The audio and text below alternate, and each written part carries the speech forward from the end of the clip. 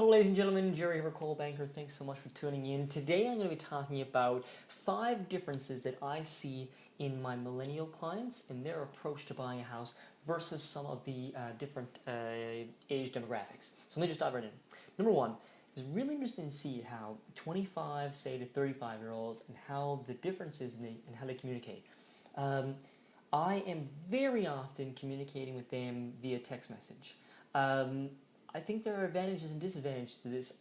Communication via text message can be very nice because it can be great for having simple conversations, yes-no questions answered very, very quickly with instantaneous communication. However, the problem with using text messaging when you are communicating is that I think in a lot of cases you don't get the same ability to develop a relationship, a deep, positive relationship where the person trusts you when you're just communicating these short messages. Also, very poor for communicating, negotiating strategies and situations. And so I find that when you're used to communicating via text message, I've kind of got to cut them off and make sure that I'm pushing them to talk to me on the phone or meet me face to face when we're at the important stuff, the negotiating part. The second thing that I find really different and very interesting is the level of expectation at the home that they have from their home. They're very often moving into really not what I would consider first homes. They're moving into beautiful houses, over $300,000. We have double income, educated 25, 35-year-olds who really are buying homes that are nicer than their parents' houses for their first home. So that's really, really interesting. I also find that their expectation from the cosmetics is very high. Paint colors, flooring, vanities, things have got to be really, really, really nice. And I think this probably stems from the fact that they have very few skills when it comes to repairing and fixing things, and so they want them to be move-in ready is the term that I hear all the time.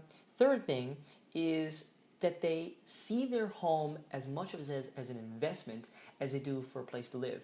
I find with my older clients, they're looking for property specifically as investments, and they have beautiful property that is for them to live in. Whereas a lot of the first-time home buyers are buying a lot of 2 apartments, and they're living in one section, renting in the other. They very much stress to me they want their property to be worth more in the future, and they want to be part of a potential investment portfolio, or to just be an investment for them and be a good buy for when they sell it to improve their financial situation. It's also really interesting to see how important family and friends and their opinions of the property and what they're buying are so important to them. So I often have viewings where there's parents coming along, 2 sets of parents giving their advice. This can be great if taken into context. If you've got a family member that's giving you advice on anything, repairing a car, repairing your electrical, buying a house, it's awesome if that person's really experienced in it, but unfortunately sometimes I'm having to filter comments from parents that have only ever owned one home and they are protective of their child and they don't really have any experience in real estate whatsoever, but yet they're giving advice on what to buy, and it's important to take advice in the context of where it's coming from, right? But yeah, I mean that's very interesting. Also, they want to be closer to their parents, not so interested in long commute times. They want to try to get close to family and friends, which is really interesting. The final thing I'll talk about, number 5, is the perception of professionalism that they perceive in other professionals. They are more than happy to pay a flooring guy, an electrician, a plumber, myself, to do whatever we specialize in. And I find that there are sections of older demographics that are sort of jack of all trades, have a broad skill base, and they're much less inclined to do that. And so they see, I don't want to say they treat me unprofessionally, because they certainly don't, but they perceive a lighter value proposition than the millennials in the service that I'm providing. The millennials are more than happy to have me there, guide them through the process. They see a lot of value in me being specialized in what I do and them being specialized in what they do.